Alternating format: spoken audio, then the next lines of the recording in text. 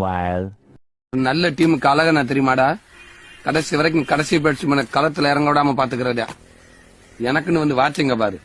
உங்க கிளப்ல ஆடுறதுக்கு பதில கேப்ரட் கிளப்ல கிளிகிளு பாடி இருந்தாலும் 4 காசாவது பாத்திருப்பீண்டா. சீனியர் 5 ஓவர் இருக்கு, நின்னீங்கன்னா அடிச்சிடலாம். நீங்க என்ன படுத்து தூங்கவா போன? நின்னு அடிக்க வேண்டியதானே, போங்க. Okay guys, welcome back to another episode. So பார்த்தீங்கன்னா ஏப்ரல் 23 வந்து ஒரு நல்ல டேவாக தான் முடிஞ்சிருக்குன்னு சொல்லணும். பார்த்தீங்கன்னா வந்து இன்னைக்கு நம்ம எலெக்ஷன் இருந்துச்சு. அதுக்கப்புறம் பார்த்தீங்கன்னா இன்னைக்கு எம்ஐசி சிஎஸ்கே மேட்ச் இருந்துச்சு. அதுலேயும் பார்த்தா அந்த சிஎஸ்கே ஃபேனாக வந்து இன்னைக்கு சிஎஸ்கே ஜெயிச்சிட்டாங்கனால நம்பவே முடியல. ஸ்டார்டிங்கில் சிஎஸ்கே ஜெயிக்க மாட்டான்னு நினச்சிட்டு நான் வந்து போனேன். ஏன்னா வந்து பேட்டிங்கும் இல்லை, பவுலிங் அக்கீல் கையில் அமர்ந்து இல்லைன்னு மாதிரி நினச்சிட்டு போனேன். பட் பார்த்தீங்கன்னா சிஎஸ்கே ஜெயிச்சிட்டாங்க. அதுவே ஒரு மாதிரி சந்தோஷமாக தான் இருந்துச்சு.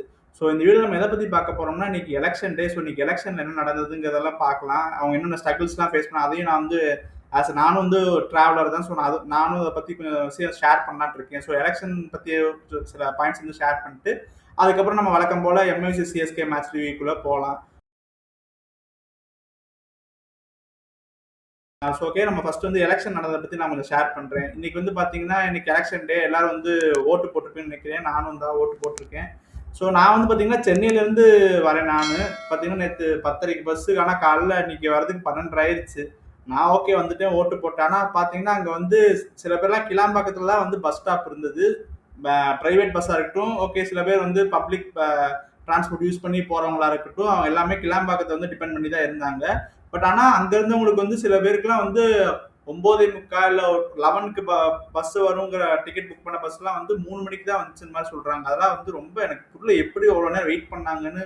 அதுவும் இல்லாமல் சில பப்ளிக் பஸ் நிறையவே வரலன்னு மாதிரி சொல்றாங்க. வெறும் 4 பஸ் தான் வந்துச்சுன்னு மாதிரி சொல்றாங்க. இது வந்து எனக்கு தெரியல, யாரு இது யாராவது சதியா இல்லை வந்து அந்த அன்பார்ச்சுனேட் நடந்ததாங்கிறது எனக்கு தெரியல. டிராஃபிக்கும் ரொம்ப டிராஃபிக்கு. அது ஏன் வந்து ஒரு டிராஃபிக் மேனேஜ்மெண்ட் வந்து அது அந்த ரெஸ்பெக்டிவ் கீழே இருக்கவங்க வந்து ஏன் அது ஒழுங்காக கவனிக்கலைங்கிறது புரியல. ஆனால் வந்து சென்னையிலேருந்து தான் வந்து நிறைய பேர் போவாங்க. ஸோ அன்னைக்கு வந்து நம்ம டிராஃபிக் ஒழுங்காக மெயின்டைன் பண்ணணுங்கிறது வந்து அங்கே போலீஸு அதெல்லாம் அதுக்கு ஹையர் அஃபீஷியல்ஸ்லாம் வந்து யோசிச்சிருக்காங்க. ஏன் யோசிக்கலன்னு தெரியல. இல்லை எல்லாரும் ஓட்டு போடுங்கன்னு இன்சிஸ்ட் பண்ணுறோம். ஆனால் அந்த ஓட்டு போடுறது எவ்வளோ நம்ம எவ்வளோ ஈஸியாக இந்த வே வந்து எவ்வளோ ஈஸியாக இருக்குங்கிறது இப்போ யோசிக்க வேண்டியதாக இருக்குது. இந்த வருஷம் இத்தனை பேர் ஓட்டு போட ஆர்வப்பட்டு வந்திருக்காங்க. ஆனால் அவங்க சில பேரால் ஓட்டே போட முடியல. சில பேர்லாம் வீட்டுக்கு கிளம்பி போயிடுறாங்க. அப்போ எங்கேயோ ஒரு இடத்துல ப்ராப்ளம் இருக்குன்னு தான் அர்த்தம். நீங்கள் ஒரு நாள் முடிவு பண்ணி எல்லாரும் வந்து ஓட்டு போட கூப்பிடுறீங்க. அது அந்த பாத்வே வந்து நம்ம கஷ்டப்படுத்தணும்னா இப்போ அடுத்த எலெக்ஷனுக்கு எத்தனை பேர் ஓட்டு போட வருவாங்க? இந்த மாதிரி வச்சிருக்கோம்னா வேணாண்டா வேஸ்ட். ஏன்னா ஏன் சொல்றேன்னா, எப்படியுமே ஓட்டு போடுறதுக்கு காசு வந்து 1000 ரூபா 1500 ஏற்றி வச்சிருப்பாங்க. பரவாயில்ல, எப்படியோ ஓட்டு போடுறதுக்காக போகணும்னு நினைக்கிறதே பெருசு. அந்த 1500 போட்டு அந்த காசு இன்வெஸ்ட் பண்ணி அவன் ஊருக்கு போகணும்னா அவனுக்கு 1000 நட்டம் தான். ஸோ வந்து கன்ஃபார்ம் கவர்மெண்ட் வந்து இதுக்கு ஏதாச்சும் ஒன்று பண்ணி அவன் எலெக்ஷன் டைம் அப்போ எக்ஸ்ட்ரா பஸ் விடணும். அதுக்கப்புறம் எனக்கு இந்த எலெக்ஷன் வந்து ஒரு நாள் லீவுங்கிறது வந்து எப்படி ஆல் ஓவர் ஸ்டேட்ல இருந்து எப்படி அவங்க ஊருக்கு வருவாங்கிறதுலாம் அது வந்து எனக்கு ஒரு நாள் வந்து வருவாங்கன்னு தெரியல. கம்பெனிஸும் வந்து லீவ்ஸ்லாம் அவ்வளோ கொடுக்க மாட்டாங்க. ஸோ அதுவுமே அதுவே நம்ம நிறைய பெருசா இருக்கு. ஸோ நான் அதை பற்றிலாம் போக விரும்பல. பட் கவர்மெண்ட் சைட்லேருந்து நான் சொல்றேன், வந்து எலெக்ஷன் ஒரு மாதிரி வீக் டேஸ் திங்கக்கிழமை வச்சா ஒரு சாட்டர்டே சண்டே 2 நாள் இருக்கும். ஸோ அதுக்குள்ள அவங்க வந்துப்பாங்க, திங்கக்கிழமை ஓட்டு போடுற மாதிரி இருக்கும். ஸோ அந்த மாதிரி அவங்க பண்ணலாம். அதுவும் இல்லாமல் நான் நினைக்கிறேன், இது வந்து எனக்கு தோணுது எவ்வளோ ஃபீஸபிள்னு எனக்கு தெரியல.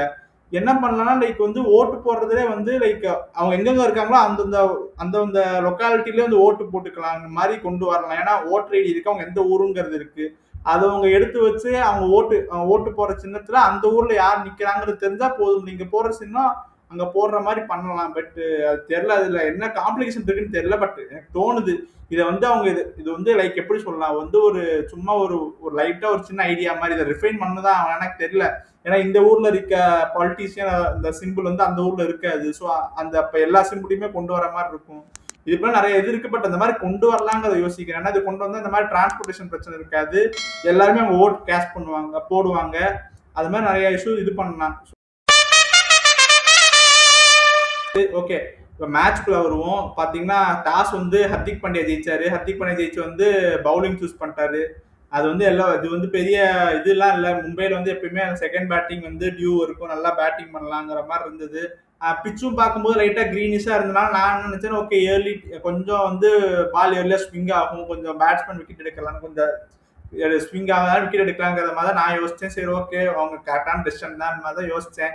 பட் எனக்குள்ள என்னன்னா சிஎஸ்கே எனக்கு என்ன தோணுச்சுன்னா வந்து சிஎஸ்கே வந்து பேட்டிங் ஆடி ஒரு 230 240 அடிச்சுட்டு ஒரு பேட்டிங் ப்ரெஷர் மும்பை மேல போகணும்னு தான் எனக்கு தோணுச்சு. ஆனா பட் ஓகே பட் எனக்கு தோணுனாலும் சேஃபா தான் எடுக்கணும்னு ஆசைப்பட்டேன். பட் மும்பை டாஸ்ல வந்து அவங்க சைடு கரெக்டான டிசிஷன் எடுத்துட்டாங்க.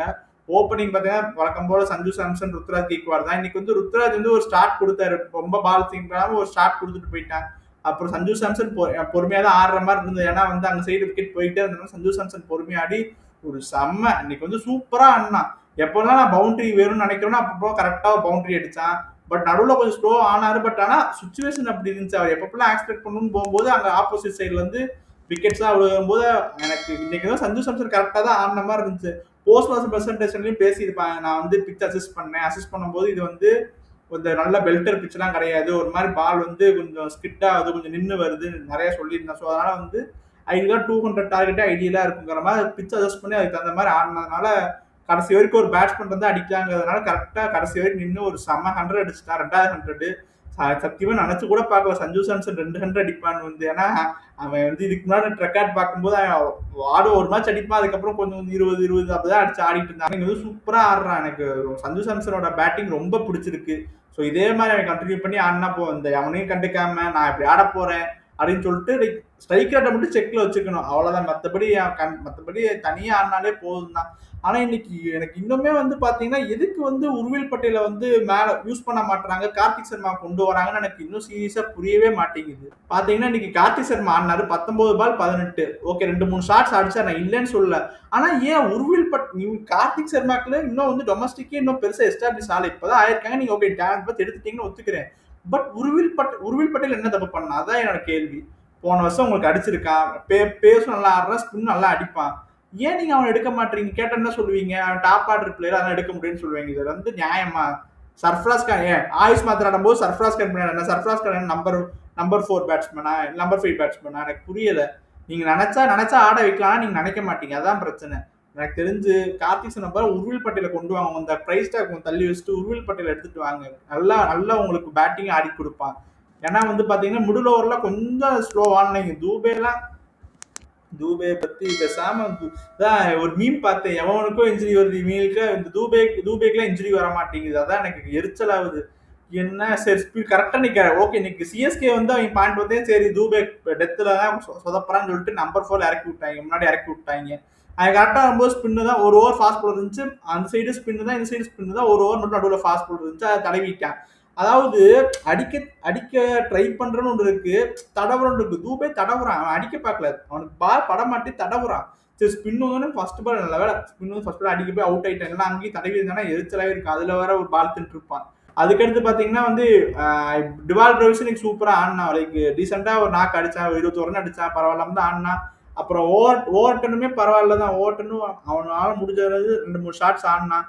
பட் நான் நினைச்சேன்னா ஒருவேளை இம்பாக்ட் சப்ளையாச்சும் பேட்ஸ்மேன் எடுத்து வந்து அக்கீல் ஹுசைன் ஆட வைக்க மாட்டாங்களோன்னு யோசிச்சேன். பட் பரவாயில்ல போயிட்டாங்க. பரவாயில்ல எனக்கு 20 ரன் வேணாம், எனக்கு வந்து அக்கீல் ஹுசைன் வந்து பவுலிங் வேணுங்கிறது வந்து ஸ்ட்ராங்கா இருந்தனால அக்கீல் ஹுசைனோட பவுலிங் நமக்கு கிடைச்சது. அக்கீல் ஹுசைன் அதை பத்தி நம்ம செகண்ட் இதில் பேசுவோம். பட் ஸ்கோர் பார்க்கும்போது 207 போது நான் என்ன யோசிச்சேன்னா ஓகே ஒரு 15-20 ரன் ஷார்ட். ஏன்னா மும்பை இருக்க அந்த கேலிபருக்கு அவங்க அடிச்சிருவாங்க. மும்பை வந்து இந்த கிரவுண்ட்ல 200 சேஸ் பண்றதெல்லாம் வந்து 180 மாதிரி நான் நினைச்சேன். ஸோ நான் வந்து இந்த மாதிரி இந்த டார்கெட் டிஃபெண்ட் பண்றது வந்து ஈஸியா இருக்காதுன்னு எனக்கு தோணுச்சு. ஆனா அக்கீல் ஹுசைன் ஸ்டார்டிங்ல வந்து என்ன மாதிரி போட்டாரு இந்த ஃபர்ஸ்ட் விக்கெட். ஆனா அந்த அவங்க டீம்ல ஒரு யங்ஸ்டர் இருக்காங்க தனீஷ் மால்வேஸ். அது வந்து எனக்கு மும்பையோட ஸ்குவாட் செலெக்ஷன் மேலேயுமே எனக்கு நிறைய கொஸ்டின் வருது. நம்ம அந்த பையன் மேலேயும் ரொம்ப இது பண்ண முடியாது. அக்கீல் ஹுசைன் ஒரு சம பால் கரெக்டா குத்தி லைட்டா வெளியே போச்சு. அது சரியான கேட்ச் சஞ்சு சாம்சன் இருந்து. அதுக்கப்புறம் அவங்களால கேமுக்குள்ளேயே வர முடியல. டக்குன்னு இந்த குவிண்டன் டிகாக்கும் அந்த இன்னொரு இந்த தனீஷ் மால்வேரோட விக்கெட் போனதுக்கு அப்புறம் கேமுக்குள்ளேயே அவங்க வர முடியல. சூரியகுமாராவும் திலக்கரும் ரொம்ப செல்லுக்குள்ள ஆடிட்டாங்க. யாராச்சும் ஒருத்தங்க பவர் பிளே யூட்டிலைஸ் பண்ணிருக்கணும். பவர் பிளேல ஒரு 60-65 வந்துருந்துச்சுன்னா கன்ஃபார்ம் இந்த சேஸ் வந்து வேற மாதிரி போயிருக்கும். அவங்க வந்து ரொம்ப செல்லுக்குள்ள ஆடிட்டாங்க. ஏன்னா வந்து அதுக்கப்புறம் பாத்தீங்கன்னா ஹர்திக் பாண்டியா, ரூதர்ஃபோர்ட் இருக்காங்க. இம்பாக்ட் சப்போ அவங்க யூஸ் பண்ணனால அவங்களால ஒரு குழப்பத்திலே ஆடிட்டாங்க. நம்ம அப்ப டேக் ஆன் பண்ணலாமா? இல்ல கொஞ்சம் நேரம் கொஞ்சம் மேட்ச் எடுத்துட்டு போயிட்டு அதுக்கப்புறம் எண்ட் ஓவர்ஸ் டேக் ஆன் பண்ணலாமாங்கிற குழப்பத்திலேயே ஒரு மாரி ஆடுன மாரி எனக்கு தோணுச்சு. ஏன்னா 2 பேருமே அதாவது 2 பேருமே ஷாட்ஸ்க்கே பார்க்கல. ஒரு 2, 3 ஓவரு அப்படியே டிஃபெண்ட் பண்ணி சிங்கிள்ஸ் ஓடி அப்படியே அங்கேயே வந்து பாதி மேட்ச் தோத்துட்டாங்க. பட் நான் இருந்தாலும் யோசிச்சேன். எப்படினாலும் 20 பால்ல கூட இவங்க 80 அடிக்க முடியும். அந்த மாரி ஒரு டீம் இருக்கு. ஏன்னா வந்து அதுக்கப்புறம் பார்த்தீங்கன்னா, ஹர்திக் பாண்டியா, செஃபைன் ரூதர்ஃபோர்டு எல்லாம் அடிப்பாங்க. ஸோ அந்த அந்த பாசிபிலிட்டி தான நான் ஒரு நாள் பயத்திலே தான் பார்த்துக்கிட்டு இருந்தேன். பட் அதுக்கப்புறம் வந்து பார்த்தீங்கன்னா, உங்களுக்கு அக்கீல் ஹுசைன், நூர் அகமது 2 பேரும் ஒரு செம்ம ஸ்பின் ட்ரியோவா இருக்காங்க. சிஎஸ்கே வந்து எல்லா மேட்சும் இந்த ஸ்பின் ட்ரியோ வந்து ஆட வைக்கணும்னு தான் என் ஆசை. ஆனா எனக்கு தெரிஞ்சு அக்கீல் ஹுசைன் எல்லாம் வந்து இம்பாக்ட்லாம் உங்களுக்கு அவர் நல்ல அவ்வளோ இம்பாக்ட் பிளேயர்ல போறதுக்கு லாஜிக்கே இல்லை. இந்த தூபே பேசாம இம்பாக்ட் பிளேயர்ல தான் போகணும்னு எனக்கு. தூபையை டிராப் பண்ணணுங்கிறது அதுக்காகவே தோனியை கூப்பிட்டு வச்சு தலை நீ சீக்கிரம் வாழ்ந்தவனா தான் டிராப் பண்ணி விட்டுறலான்னு தான் தோணுது எனக்கு. அதுவும் இல்லாம இவன் ருத்ராஜ் வந்து நிறைய பவுலிங் ஆப்ஷன் எடுக்கிறாரு. இன்னைக்கு வந்து முகேஷ் வந்து 4 ஓவர் போட்டாரு. ஆனா வந்து குர்ஜப்ரீத்துக்கு வந்து 2 ஓவர் தான் கொடுத்துருக்காரு. அதுக்கு அவர் வந்து அதாவது வந்து ஒரு பவுலிங்கை வந்து நிறைய ஸ்டாக் அப் பண்ணி வச்சுக்கிறாரு. அதாவது வந்து எனக்கு பேக்கப் பின்னாடி பேக்கப் வேணுங்கிற மாதிரி ஸ்டாக் பண்றதுனால நமக்கு வந்து அக்கீல் ஹுசைன் வந்து ஆட வைக்க முடிய மாட்டேங்குது. அதுதான் எனக்கு பிரச்சனை. ஏன்னா வந்து நீங்க இருக்க ஒரு 5 பவுலர் இருக்கானே யாரு? முகேஷ் சௌத்ரி போடுவான், அன்சுல் கம்போஜ் போடுவான், நூர் அகமது போடுவான். அதுக்கப்புறம் நீங்க வந்து ஓவர்டன் போட 4 பவுலரு. எக்ஸ்ட்ரா வந்து நீங்க வந்து அக்கீல் ஹுசைன் ஆடினா 5. வேணா பேக்கப்புக்கு தூபே தான் நீங்க இதுக்கெல்லாம் தூபே போட வைக்கணும். ஆனா வந்து என்ன அவர் பார்க்கறாருன்னா, எனக்கு இன்னும் எக்ஸ்ட்ரா ஒரு பவுலர் வச்சுக்கிறேன், பேட்டிங் ஒன்று கம்மி பண்ணி வச்சுக்கிறேன், இம்பாக்ட்ல ஒன்று வச்சுக்கிறேங்கிற அந்த ஒரு மிக்சர்னால தான் இப்போ வந்து ஒரு மாதிரி ஒரு ஒரு சில மேட்ச் இப்போ வந்து ஏர்லி விக்கெட் போயிடுச்சுன்னா அக்கீல் ஹுசைனோட சர்வீசஸ் நமக்கு கிடைக்காம போயிருது. ஸோ அது வந்து ஒரு ட்ரஸ்ட் பண்ணணும். நீ இப்போ அட்லீஸ்ட் நீ பவுலிங்கை வந்து இத்தனை பேரும் ட்ரஸ்ட் பண்ணி வச்சிருக்கணும். அதுல உனக்கு டவுட் இருந்துச்சுன்னா உனக்கு மேல இப்போ அக்கீல் ஹுசைன் நல்ல பவுலர் வந்து இம்பாக்ட்ல இருக்க மிஸ் அவுட் ஆயிரும். எனக்கு தெரிஞ்ச அக்கீல் ஹுசைன் எப்படியாச்சும் பெர்மனன்ட் பண்ணணும் சிஎஸ்கே. அதுதான் நான் இங்க கேட்டுக்கிறேன். ஆனா சூப்பரா போட்டாங்க. எல்லாருமே விக்கெட் எடுத்துட்டாங்க. போட்ட எல்லாருமே ஜெபி ஓட்டனும் ஃபர்ஸ்ட் ஓவர் ஒரு மாதிரி எக்ஸ்பென்சிவா போனாரு. பட் அதுக்கப்புறம் வந்து செம்மையா 100 அகமது எனக்கு ஹர்திக் பாண்டியா இருந்து எனக்கு அவன் பார்க்கும்போது ஒரு மாதிரி சிஎஸ்கே மேட்ச்ல மட்டும் ஹர்திக் பாண்டியா வந்து ஒரு துரேந்தர் மாதிரி ஃபீல் ஆறான். ஏன்னா போன வருஷம் பார்த்தீங்கன்னா தலைக்கு வந்து கரெக்டாக அந்த 4 பால் 20 கொடுத்தான். இன்னைக்கு பார்த்தீங்கன்னா பார்ப்போட வந்து பவுலிங் போட்டான் வந்து 28 ரன் கொடுத்துட்டு போனான் 2 ஓவரில். அப்புறம் பார்த்தீங்கன்னா ஃபர்ஸ்ட் பால் வந்து ஒரு மாதிரி டாட் ஆட்டு செகண்ட் பால் பார்த்து தூக்கி எடுத்து அவுட் ஆகிட்டு போறான். சிஎஸ்கே மேட்ச்ல மட்டும் ஹர்திக் பாண்டியா வந்து இப்போ ரீசெண்ட் சமீப காலத்தில் 2 வருஷமா துரேந்தர் மாதிரி தான் பண்ணிட்டு இருக்கான். அது ஏன்னு எனக்கு தெரியல. அதுவும் இல்லாம மும்பை வந்து எனக்கு தெரிஞ்சு இவ்வளோ வந்து நான் மும்பை யோசிச்சு நான் பார்த்ததே இல்லை. மும்பை ஒரு டெம்ப்ளேட் இருக்கும். அந்த டெம்ப்ளேட்ல தான் ஆடுவாங்க. அவங்ககிட்ட இருக்கிறது எல்லாருமே ஸ்டார் பிளேயர்ஸ்.